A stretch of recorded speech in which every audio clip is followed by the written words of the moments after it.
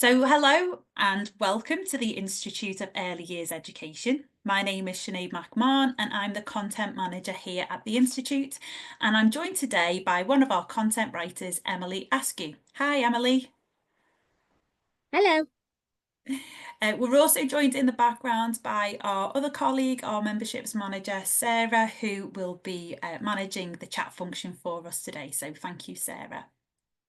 Before we begin though, we'd just like to say thank you for joining us for this webinar. We're really excited about this one today because we're going to be exploring ways of using seasonal foods for learning opportunities in play. And given that at the time of recording we are entering Halloween season, we felt it was quite apt to place a particular focus on using pumpkins in play today. Exploring the world around us is a critical part of early learning, and understanding how seasons change is a fascinating way to discover the wonderful variety of foods on offer. However, sadly, over half of the UK's Halloween pumpkins meet their fate as food waste. So we're on a mission through this webinar just to think of creative ways that you can use pumpkins in our play in a more sustainable way. So first of all, just to think when we think about autumnal foods, I just want you to consider what first springs to mind. What sorts of foods and drinks do you associate with autumn? Now, personally, myself, I love autumn. For me, it's an excuse, the evenings draw in, so it's an excuse to get my pajamas on early, get the slow cooker out, lots of nice hot drinks, and I just embrace the coziness of it all. And in terms of food and how we use autumnal food for learning opportunities, we might think about seasonal vegetables, and we might take the opportunity to discuss where our foods come from to celebrate that new season with the children. Now, to start with, it might be that you think about the sensory opportunities that are on offer, using different scents and spices that can enhance some of your interactions with the children. You know, who doesn't like well, actually, there might be some of us that don't like the smell of cinnamon, but for me, the smells of cinnamon and ginger really kind of evoke those feelings of autumn and the change in seasons. Um, Instead, we might think about some of the different like the different harvest that's going on as well, different vegetables that are being harvested at this time of year. You know, apples around, there's lots of apple pies. Again, like I mentioned, pies, stews, soups. They're all like really lovely opportunities that we associate. So that idea of being able to prepare a hearty soup with the children or baking a pie with them and thinking about that whole learning process, there's so much there. And of course, there's also that intrinsic cultural aspect as well. We know that there are so many different foods that are associated to different cultures as well. And of course, we couldn't not mention the pumpkins. Pumpkins are not only a seasonal favourite, but they do open opportunities for thinking about festivals like what I've just said, Harvest Festival and Halloween, and really drilling down to why we celebrate those different festivals, and thinking about the differences of how they might be celebrated around the world as well. So I'm just going to pass over to Emily now. Perfect. Thank you. So whilst using seasonal foods within our provision gives us a huge range of different opportunities that we can use in a way that is kind of real and dynamic. It's something that children will interact with in their home lives. It's something that they see in the supermarkets, and it really grounds that kind of real life experience into the play that we associate in setting. It's also important for us to consider the reasons why we might utilize it, and also respect how it might impact others as well. So in our open blog, which you can look at on the Institute website under the news and the Stay Informed column, we have an open blog that explores this debate around using food specifically for messy play, but looking at using food in general for play, we explore the benefits and concerns in a little bit more detail than what we will go through today in this webinar. But we feel it really is a significant part of the decisions we make when we are utilising resources, particularly food, beyond those kind of meal times. So some of the benefits include its use as a material to support our knowledge of the world. As we'll see on the first pop-up that comes through, it supports our knowledge of the world because it's something, like I say, that's grounded in real life experience. It might be something that children see when they go shopping. They might know someone who works in an allotment, kind of family members, and interact in that kind of way, understanding that growth. It might be something that they interact with in setting if they're helping to prepare food. It's something that goes beyond that play, in a way that you might liken Lego bricks to being very much in that playful environment. Food spans across every kind of real life aspect.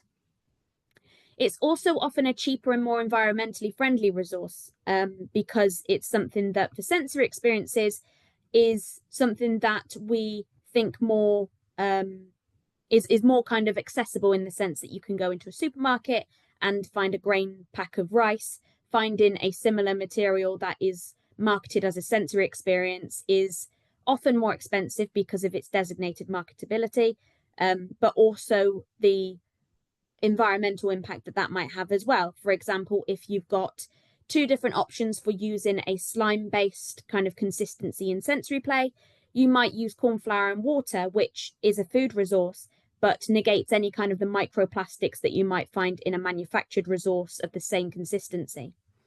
This means it's safer to use and it can be utilized in many different diverse ways, but it's about creating deeper connections through that play. So by utilizing real materials and approaching food resources as loose parts because they're an open-ended resource, we can provide provocations that are really kind of enhancing that imaginative play that harnesses those deeper connections for experiences that are relevant and meaningful to the individual child you're working with. However, there are some ethical concerns surrounding food through play, seasonal or otherwise. We have an open blog on the Institute website that talks about child poverty, and one of those areas, particularly for now, is looking at food poverty.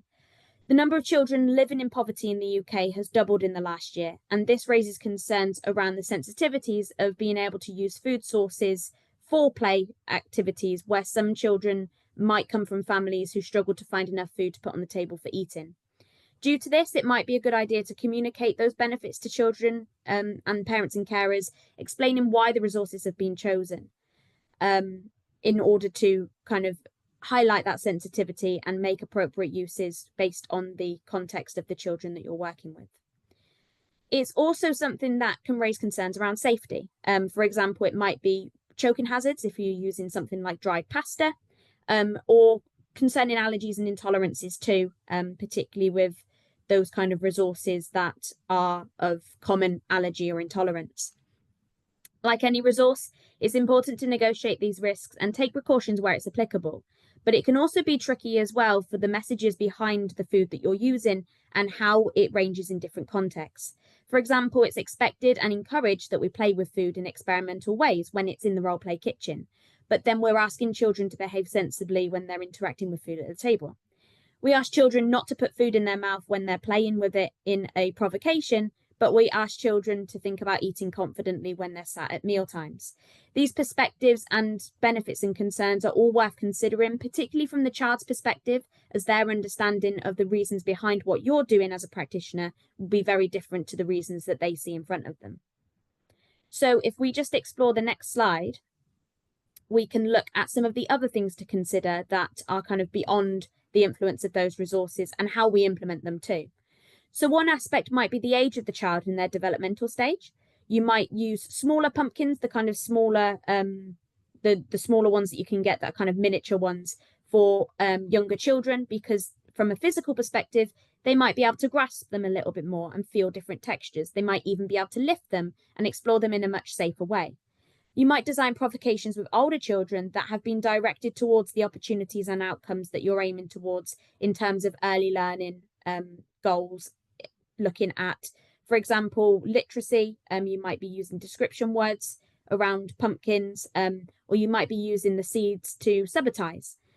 In the current financial climate, it's also something to consider where we are looking at the cost implications of resources and keeping this in mind when we're planning provocations to ensure that they're widely accessible to all.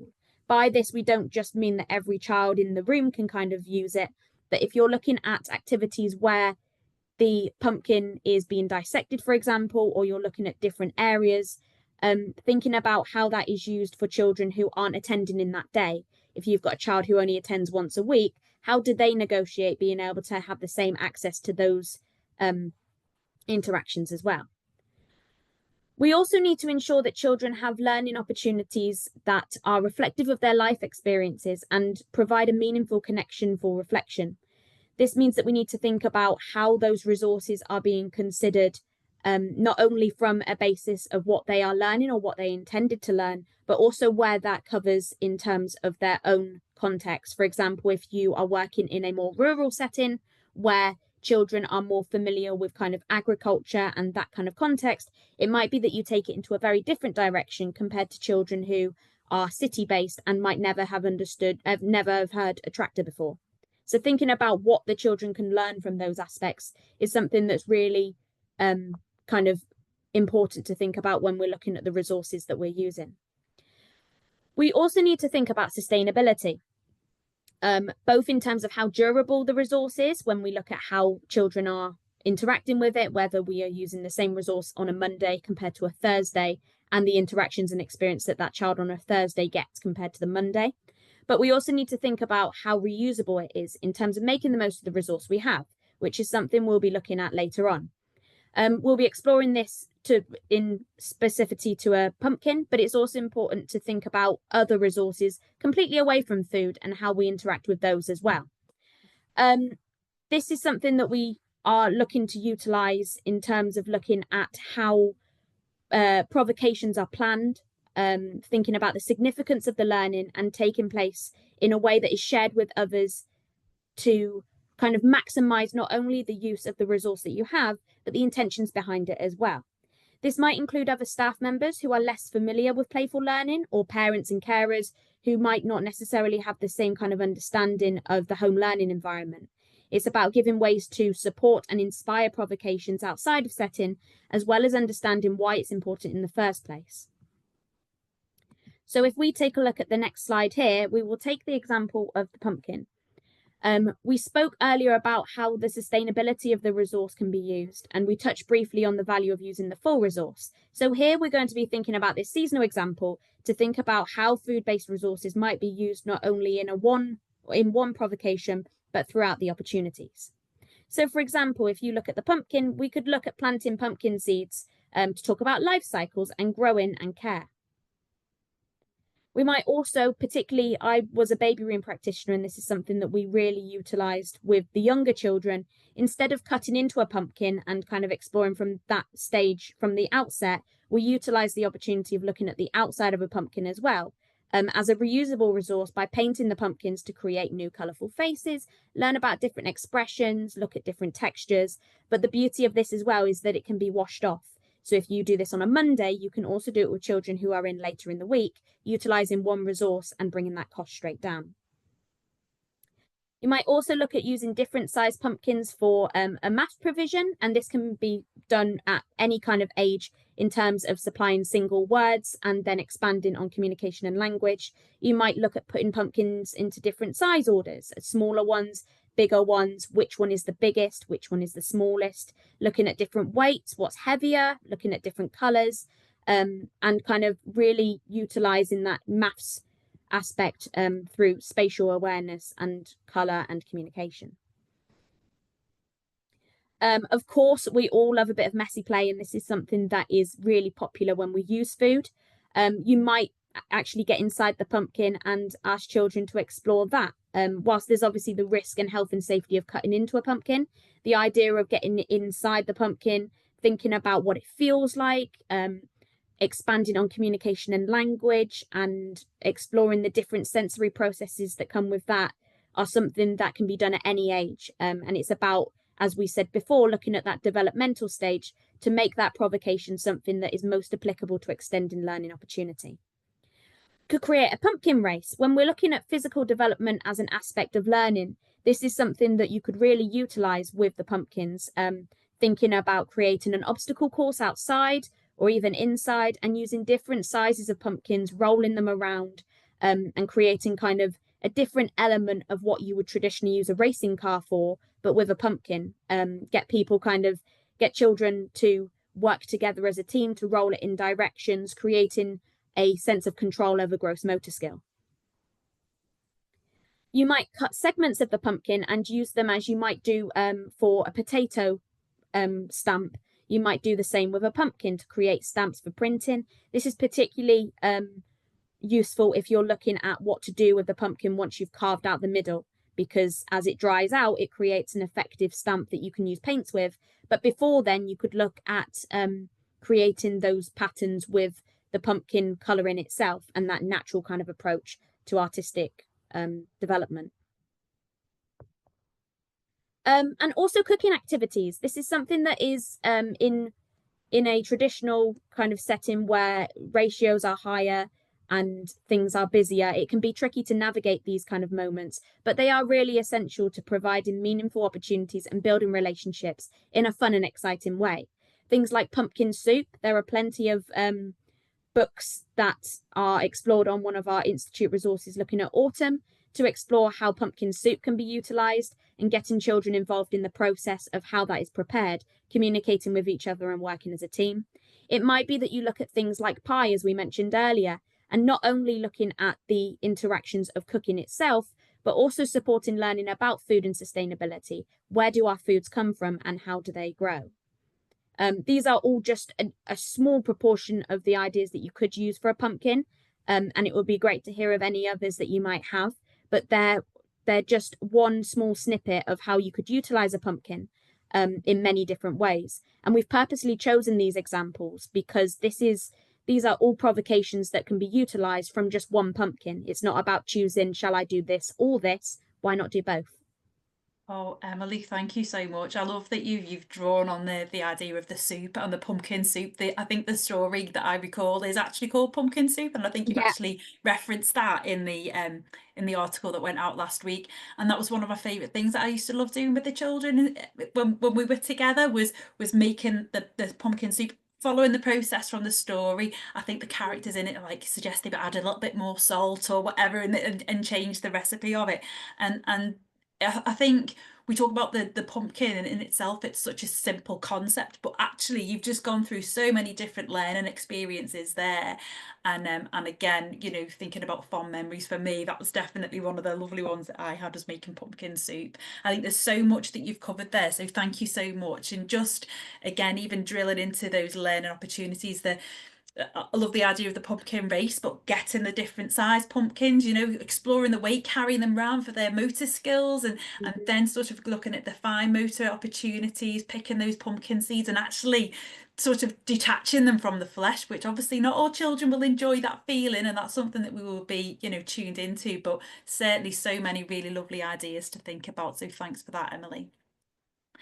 So that brings us really to the end of today's session, which goes by really, really quickly.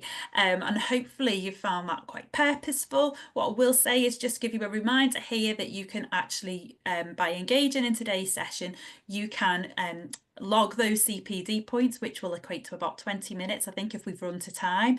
So don't forget to do that on the CPD tracker. And also just to remind you of some of our upcoming events as well. So do look out for and book onto our next webinars, which we've got coming up. So on the 24th of October, we've got a webinar exploring the attainment gap in early education and care. So that's a really useful one. And then a slightly different slant on things then coming up on the 6th of November, we will look at how we can embrace the outdoors as the weather turns.